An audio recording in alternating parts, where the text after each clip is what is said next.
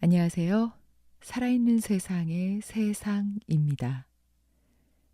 오늘도 제 채널에 와주셔서 정말 감사합니다. 여러분, 혹시 하루를 시작할 때 오늘은 왠지 좋은 일이 생길 것 같아 라는 생각을 해보신 적이 있으신가요? 그런데 그런 기대가 때로는 예상치 못한 방향으로 흐르기도 하죠. 오늘 여러분께 들려드릴 작품은 바로 현진건 작가의 단편소설 운수 좋은 날입니다. 이 작품은 일제강점기라는 암울한 시대를 배경으로 김첨지라는 한 가장이 겪는 특별한 하루를 통해서 인간의 희망과 현실의 아이러니를 섬세하게 그려낸 이야기입니다. 듣다 보면 그 당시 사람들의 삶과 감정을 생생하게 느끼실 수가 있으실 텐데요.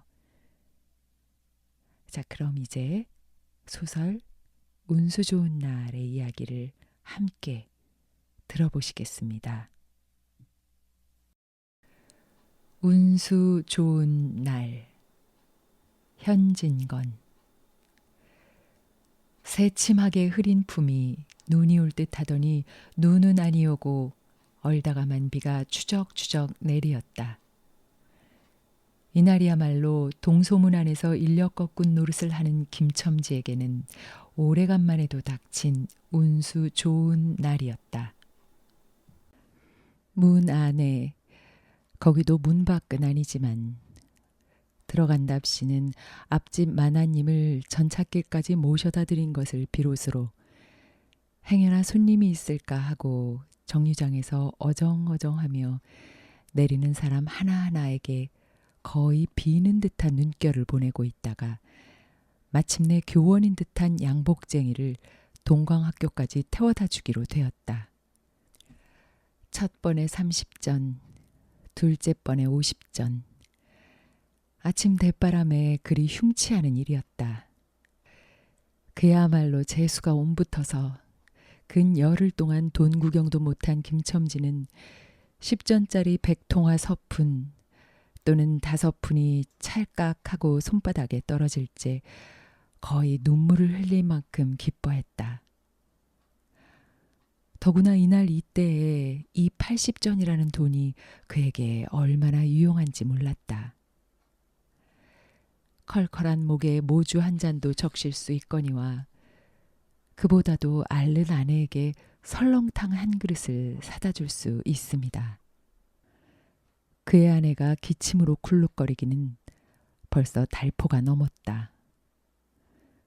조밥도 굶기를 먹다시피 하는 형편이니 물론 약 한 첩 써본 일이 없다. 구태여 쓰려면 못 쓸 바도 아니로되 그는 병이란 놈에게 약을 주어 보내면 재미를 붙여서 잡고 온다는 자기의 신조에 어디까지 충실하였다. 따라서 의사에게 보인 적이 없으니 무슨 병인지는 알 수 없으되 반드시 누워가지고 일어나기는 새로 모로도 못 눕는 걸 보면 중증은 중증인 듯. 병이 이대도록 심해지기는 열흘 전에 조밥을 먹고 체한 때문이다.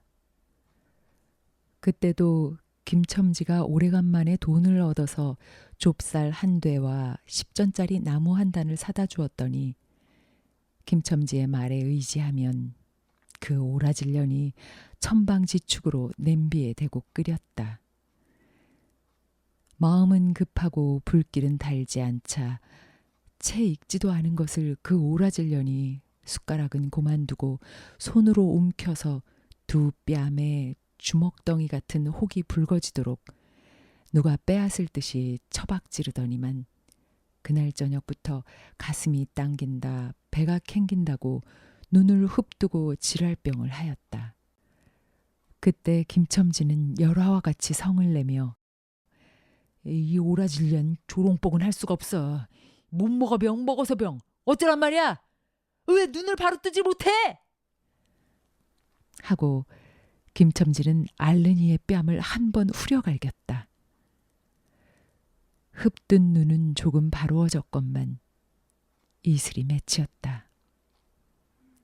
김첨지의 눈시울도 뜨끈뜨끈하였다. 이 환자가 그러고도 먹는 데는 물리지 않았다. 사흘 전부터 설렁탕 국물이 마시고 싶다고 남편을 졸랐다. 이런 오라질년. 조밥도 못 먹는 년이 설렁탕은? 또 처먹고 지랄병을 하게? 라고 야단을 쳐보았지만 못 사주는 마음이 시원치는 않았다. 인제 설렁탕을 사줄 수도 있다. 앓는 어미 곁에서 배고파 보채는 3살 먹이 개똥이에게 죽을 사줄 수도 있다. 80전을 손에 쥔 김첨지의 마음은 푼푼하였다. 그러나 그의 행운은 그걸로 그치지 않았다. 땀과 빗물이 섞여 흐르는 목덜미를 기름주머니가 다 된 광목수건으로 닦으며 그 학교 문을 돌아 나올 때였다. 뒤에서 인력거! 하고 부르는 소리가 난다. 자기를 불러 멈춘 사람이 그 학교 학생인 줄 김첨지는 한 번 보고 짐작할 수 있었다. 그 학생은 다짜고짜로 남대문 정류장까지 얼마요? 라고 물었다. 아마도 그 학교 기숙사에 있는 이로 동기 방학을 이용하여 귀향하려 함이리라. 오늘 가기로 작정은 하였건만 비는 오고 짐은 있고 해서 어쩔 줄 모르다가 마침 김첨지를 보고 뛰어나왔음이리라. 그렇지 않으면 왜 구두를 채 신지 못해서 질질 끌고 비록 고구라 양복일망정 노박이로 비를 맞으며 김첨지를 뒤쫓아 나왔으랴.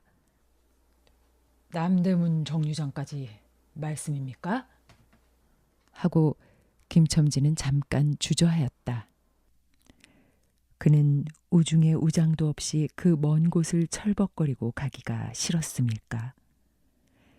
처음 것 둘째 것으로 고만 만족하였음일까? 아니다. 결코 아니다. 이상하게도 꼬리를 맞물고 덤비는 이 행운 앞에 조금 겁이 났습니다.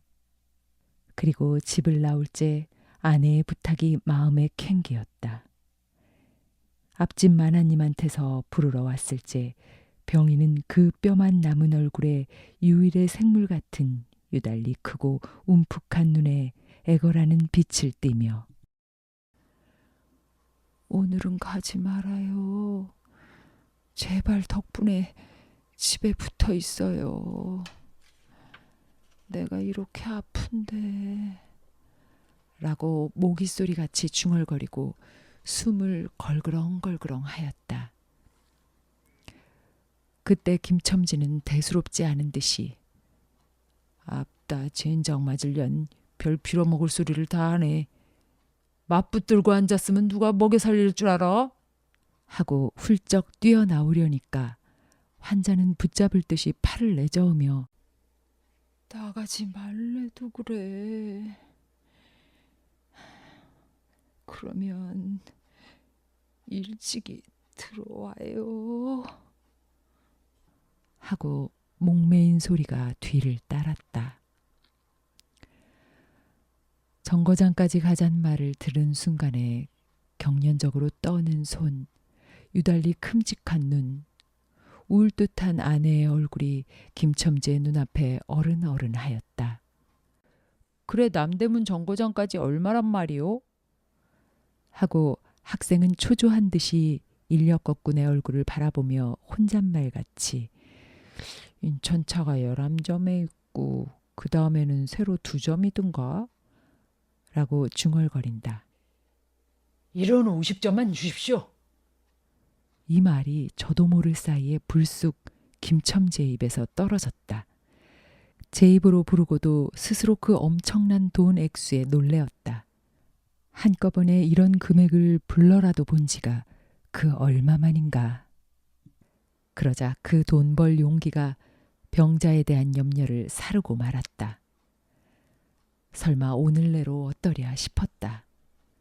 무슨 일이 있더라도 제1, 제2의 행운을 곱친 것보다도 오히려 갑절이 많은 이 행운을 놓칠 수 없다 하였다. 이런 50전은 너무 과한데?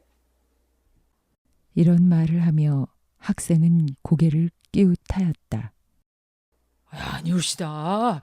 이수로 치면 여기서 거기가 10월이가 넘는답니다. 또 이런 진날에는 좀 더 주셔야죠. 하고 빙글빙글 웃는 차부의 얼굴에는 숨길 수 없는 기쁨이 흘러넘쳤다. 그러면 달라는 대로 줄 터이니 빨리 가요.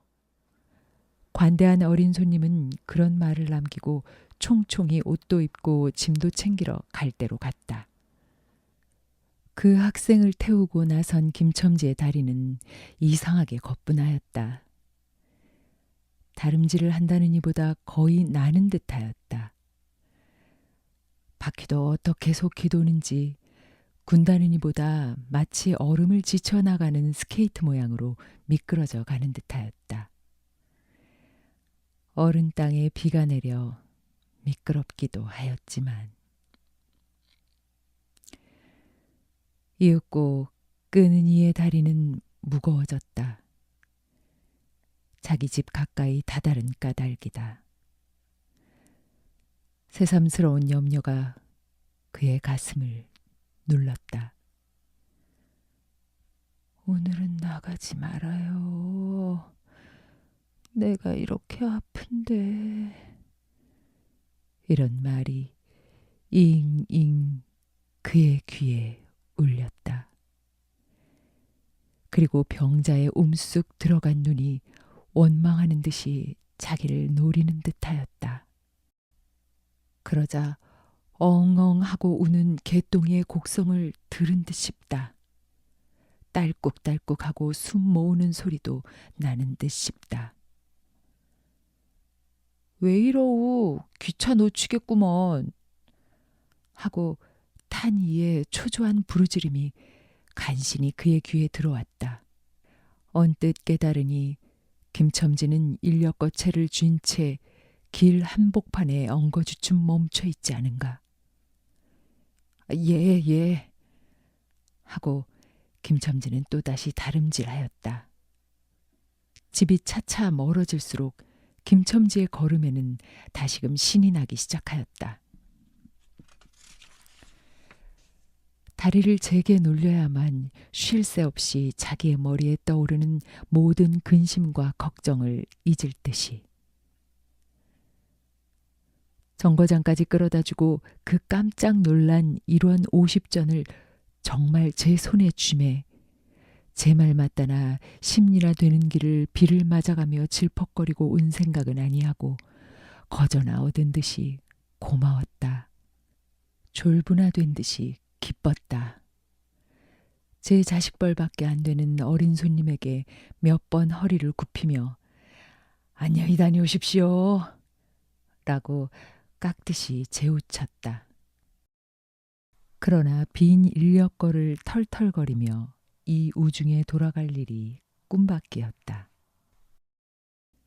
노동으로 하여 흐른 땀이 식어지자 굶주린 창자에서 물 흐르는 옷에서 어슬어슬한 기가 솟아나기 비롯하며 이런 50전이란 돈이 얼마나 귀찮고 괴로운 것인 줄 절절히 느끼었다. 정거장을 떠나는 그의 발길은 힘 하나 없었다. 온몸이 옹성그려지며 당장 그 자리에 엎어져 못 일어날 것 같았다. 젠장 맞을 것. 이 비를 맞으며 빈 인력거를 털털거리고 돌아간담. 이런 빌어먹을 제 할미를 붙을 비가 왜 남의 상판을 딱딱 때려. 그는 몹시 화증을 내며 누구에게 반항이나 하듯 재걸거렸다. 그럴 즈음에 그의 머리엔 또 새로운 광명이 비쳤나니 그것은 이러고 갈 게 아니라 이 근처를 빙빙 돌며 차 오기를 기다리면 또 손님을 태우게 될는지도 몰라 라는 생각이었다. 오늘 운수가 괴상하게도 좋으니까 그런 유행이 또 한 번 없으리라고 누가 보증하랴. 꼬리를 굴리는 행운이 꼭 자기를 기다리고 있다고 내기를 해도 좋을 만한 믿음을 얻게 되었다. 그렇다고 정거장 인력거꾼의 등살이 무서우니 정거장 앞에 섰을 수는 없었다. 그래 그는 이전에도 여러 번 해본 일이라 바로 정거장 앞 전차 정류장에 조금 떨어지게 사람 다니는 길과 전차길 틈에 인력거를 세워놓고 자기는 그 근처를 빙빙 돌며 형세를 관망하기로 하였다. 얼마 만에 기차는 왔고 수십 명이나 되는 손이 정류장으로 쏟아져 나왔다.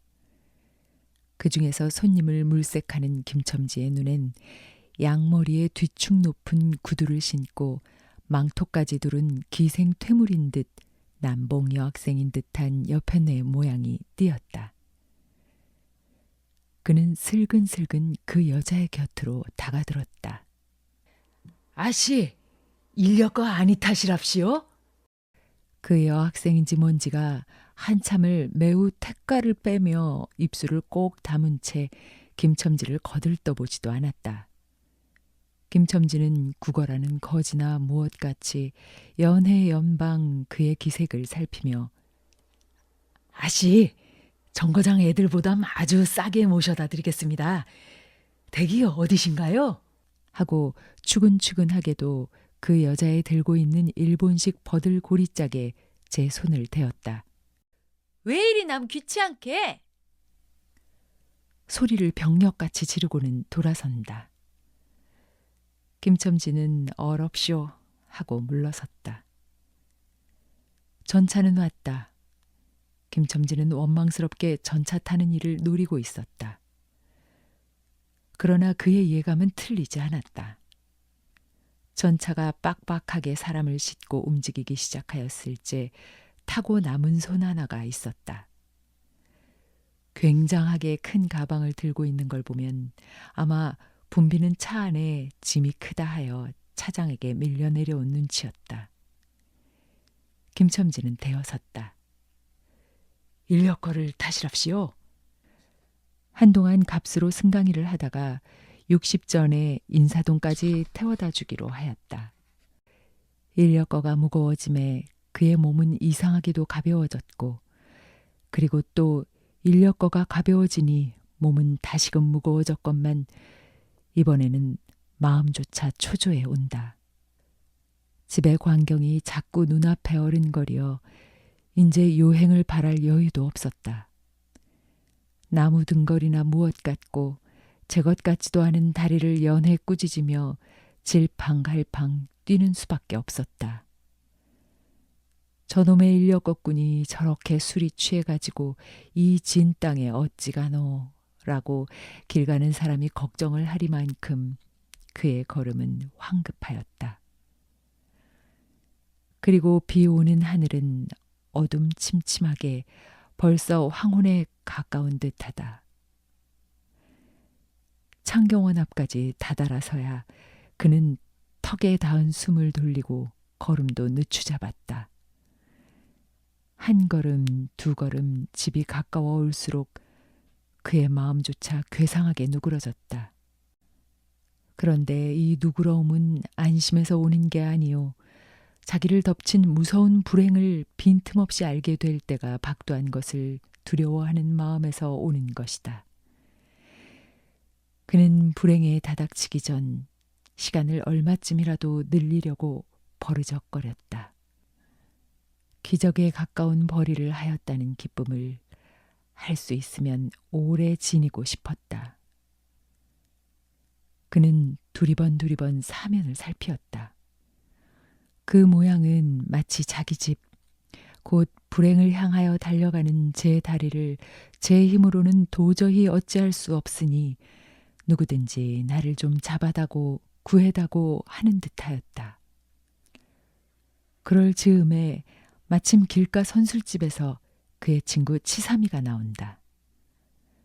그의 우글우글 살찐 얼굴에 주흥이 덧는 듯 온 턱과 뺨을 시커멓게 구렛나룻이 덮었거늘 노릇탱탱한 얼굴이 바짝 말라서 여기저기 고랑이 패고 수염도 이때야 턱 밑에만 마치 솔잎 송이를 거꾸로 붙여놓은 듯한 김첨지의 풍채하고는 기이한 대상을 짓고 있었다. 여보게 김첨지, 자네 문 안에 들어갔다 오는 모양일세 그려. 돈 많이 벌었을 테니 한 잔 빨리게. 뚱뚱보는 말라깽이를 보던 맛에 부르짖었다. 그 목소리는 몸짓과 딴판으로 연하고 싹싹하였다. 김첨지는 이 친구를 만난 게 어떻게 반가운지 몰랐다.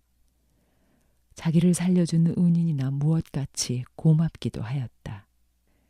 자네는 벌써 한 잔 한 모양일세 그려. 자네도 오늘 재미가 좋아 보이? 하고 김첨지는 얼굴을 펴서 웃었다.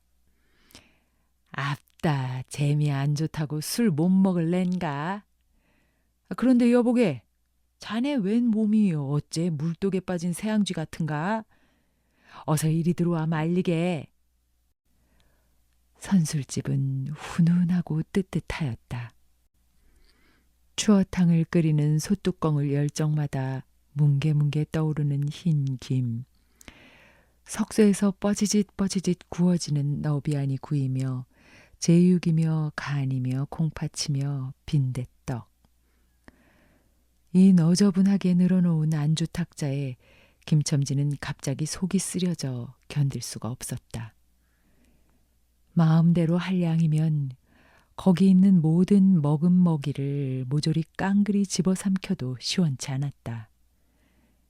하되 배고픈 이는 우선 분량 많은 빈대떡 2개를 쪼이기도 하고 추어탕을 한 그릇 청하였다. 줄인 창자는 음식 맛을 보더니 더욱 비워지며 자꾸 드리라 하였다. 순식간에 두부와 밑굴이 든 국 한 그릇을 그냥 물같이 들이켜고 말았다. 셋째 그릇을 받아들였을 때 데우던 막걸리 곱빼기 2잔이 더웠다. 치삼이와 같이 마시자 원원이 비었던 속이라 찌르르 하고 창자에 퍼지며 얼굴이 화끈거렸다. 눌러 곱빼기 한 잔을 또 마셨다. 김첨지의 눈은 벌써 개게 풀리기 시작하였다. 석쇠에 얹힌 떡 2개를 숭덩숭덩 썰어서 볼을 불룩거리며 또 곱빼기 2잔을 부어라 하였다.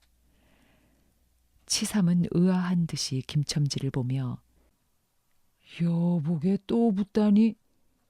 벌써 우리가 넉 잔씩 먹었네. 돈이 40전일세. 라고 주의시켰다. 아따 이놈아, 40전이 그리 끔찍하냐? 오늘 내가 돈을 막 벌었어. 참 오늘 운수가 좋았느니. 그래 얼마를 벌었단 말인가? 30원을 벌었어. 30원을. 이런 젠장 맞을 수를 왜 안 부어?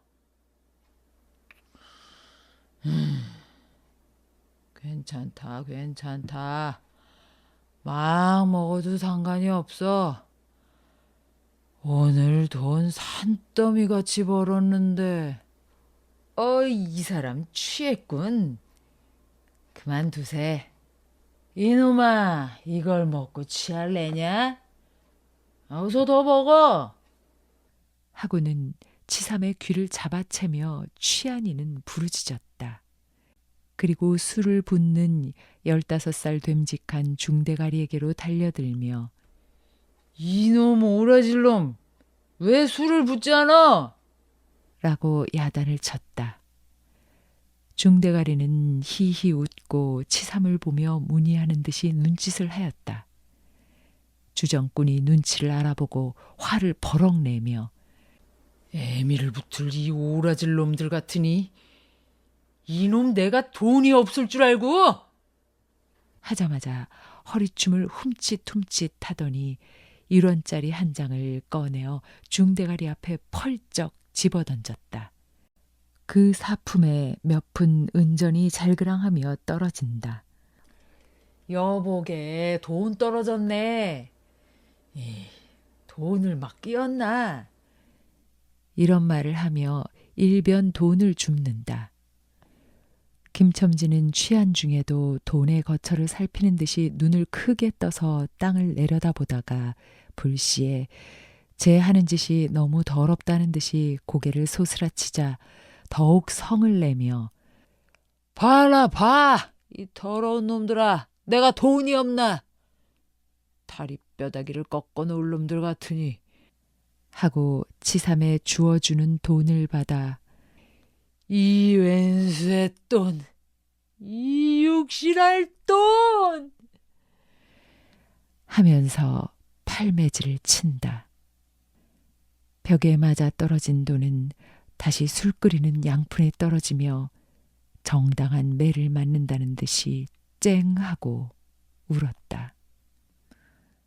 곱배기 두 잔은 또 부어질 겨를도 없이 말려가고 말았다.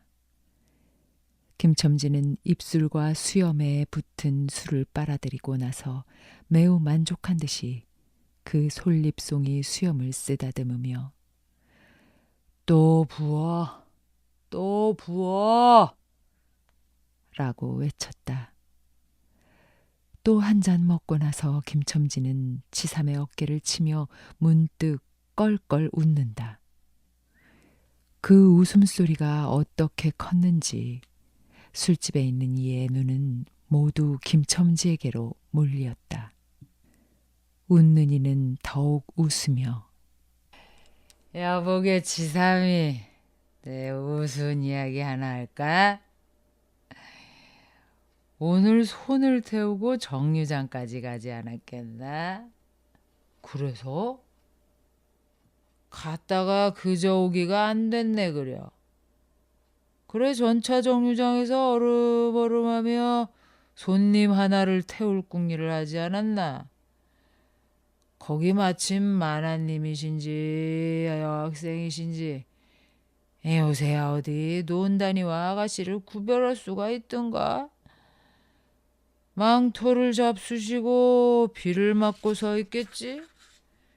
슬금슬금 가까이 가서 인력거 타시랍시오 하고 손가방을 받으려 하니까 내 손을 탁 무리치고 획 돌아서더니만 왜 남을 이렇게 귀찮게 굴어?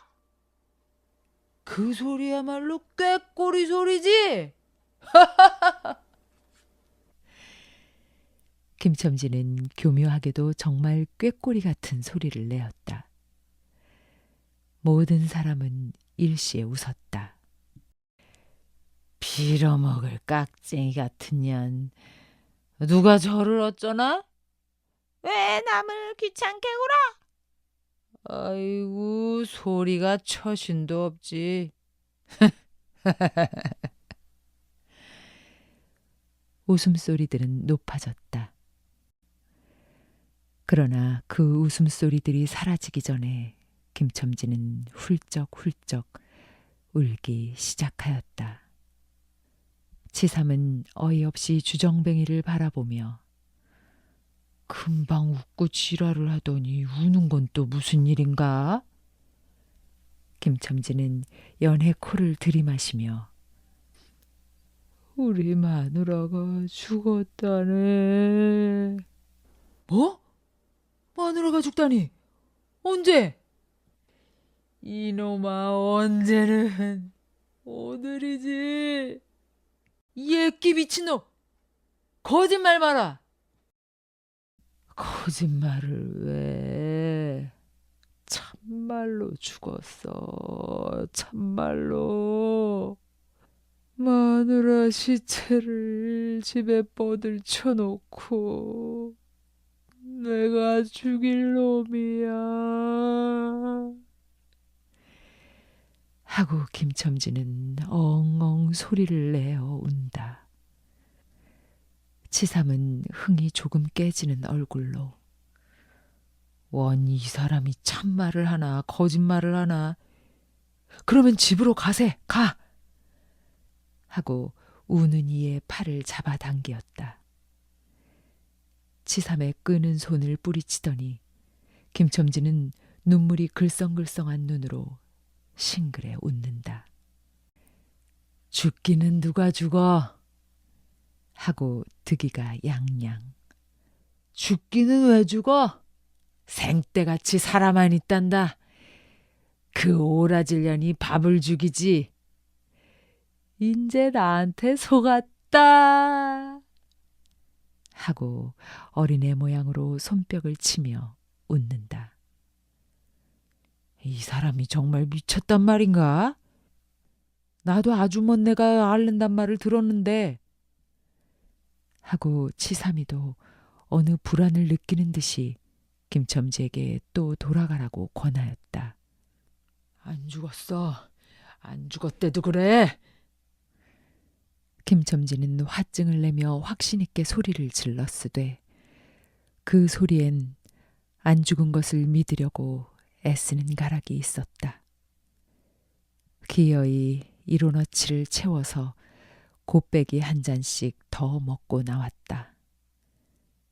굳은 비는 의연히 추적추적 내린다. 김첨지는 취중에도 설렁탕을 사가지고 집에 다다랐다. 집이라 해도 물론 셋집이요. 또 집 전체를 세든 게 아니라 안과 뚝 떨어진 행랑방 한 칸을 빌려든 것인데 물을 길어대고 한 달에 1원씩 내는 터다. 만일 김첨지가 주기를 뛰지 않았던들 한 발을 대문에 들여놓았을째 그곳을 지배하는 무시무시한 정적. 폭풍우가 지나간 뒤에 바다 같은 정적에 다리가 떨렸으리라. 쿨럭거리는 기침소리도 들을 수 없다. 그르렁거리는 숨소리조차 들을 수 없다. 다만 이 무덤 같은 침묵을 깨뜨린다는 이보다 한층 더 침묵을 깊게 하고 불길하게 하는 빡빡하는 그윽한 소리. 어린애의 젖바는 소리가 날 뿐이다. 만일 청각이 예민한 이 같으면 그 빡빡 소리는 빨 따름이요. 꿀떡꿀떡하고 젖 넘어가는 소리가 없으니 빈 젖을 빤다는 것도 짐작할는지 모르리라.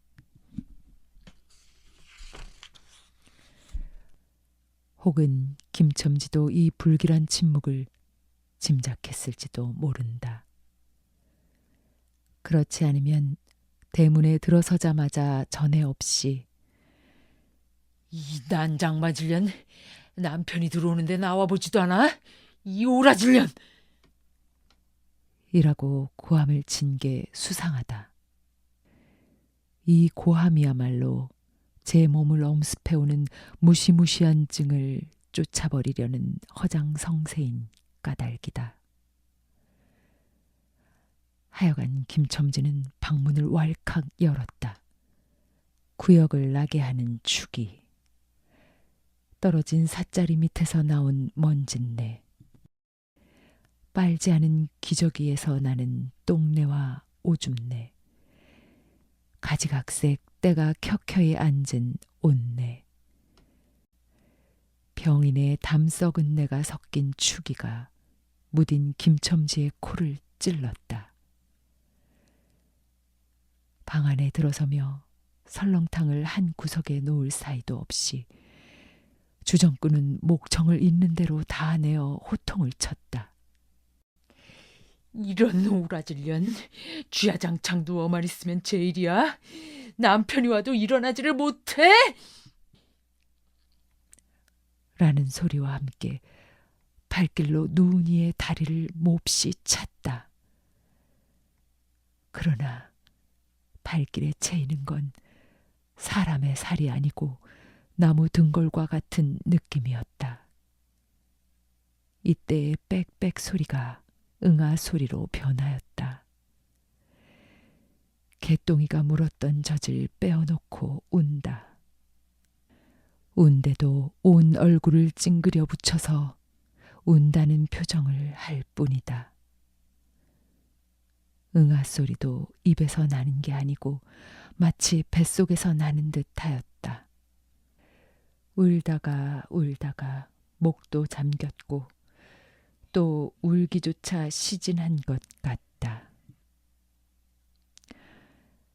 발로 차도 그 보람이 없는 걸 보자 남편은 아내의 머릿맡으로 달려들어 그야말로 까치집 같은 환자의 머리를 꺼들어 흔들며 이년아, 말을 해, 말을. 입이 붙었어? 이 오라질년. 이것 봐. 아무 말이 없네. 이년아, 죽었단 말이냐? 왜 말이 없어? 또 대답이 없네. 정말 죽었나 보이? 이러다가 눈 위에 흰 창을 덮은 위로 치뜬 눈을 알아보자마자 이 눈깔, 이 눈깔. 왜 나를 바라보지 못하고 천장만 보느냐? 하는 말 끝엔 목이 메었다. 그러자 산 사람의 눈에서 떨어진 달개 똥 같은 눈물이 죽은 이의 뻣뻣한 얼굴을 어릉어릉 적시었다. 문득 김첨지는 미칠 듯이 제 얼굴을 죽은 이의 얼굴에 한 대에 비벼대며 중얼거렸다.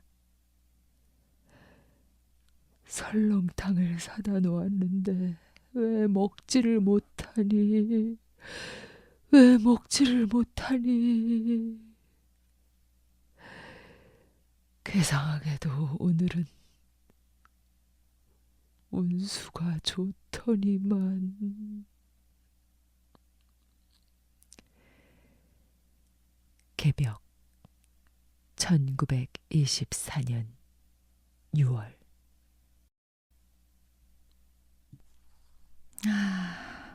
가슴이 참 먹먹합니다. 여러분은 어떠셨어요? 시대와 문화가 너무 달라서 처음에는 김첨지가 아내를 대하는 모습에서 어떻게 아내에게 이렇게 대하나, 어떻게 이렇게 막말을 하나 하는 마음이 들기도 하지만 듣다 보면 그 시대 사람들의 정서와 문화, 김첨지의 마음에 동화가 되는 것 같습니다. 김첨지의 사연과 연결되어서 할 말, 하고 싶은 말 참 많은데요.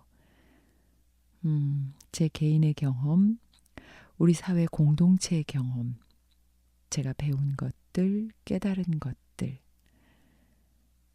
그러나 지금은 하지 않겠습니다. 좀 더 시간이 지나고, 시간이 좀 더 지나고, 나중에 나누어 보도록 하겠습니다. 소설을 읽고 나서 제가 마지막 대사와 마지막 나레이션을 하면서 감정이 올라와서 잠시 시간을 갖고 좀 감정을 추스르고 목소리도 좀 가다듬고 다시 녹음을 하고 있는 건데요.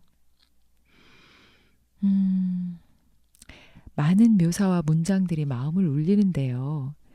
그 중에서도 제 마음에 훅 꽂힌 그 문장이 있었습니다. 여러분들은 어떤 문장이 마음에 와 닿으셨는지 모르겠는데요. 저한테는 벽에 맞아 떨어진 돈은 다시 술 끓이는 양푼에 떨어지며 정당한 매를 맞는다는 듯이 쨍 하고 울었다. 이 문장이 참 마음에 이렇게 와닿았어요. 이 돈 맞는 정당한 매는 김첨지 자신에게도 해당이 되는 게 아닐까요? 이 순간만큼은 돈과 자신을 동일시했다는 생각이 듭니다. 정당한 매라는 표현도 그렇고 또 울었다는 표현도 그렇고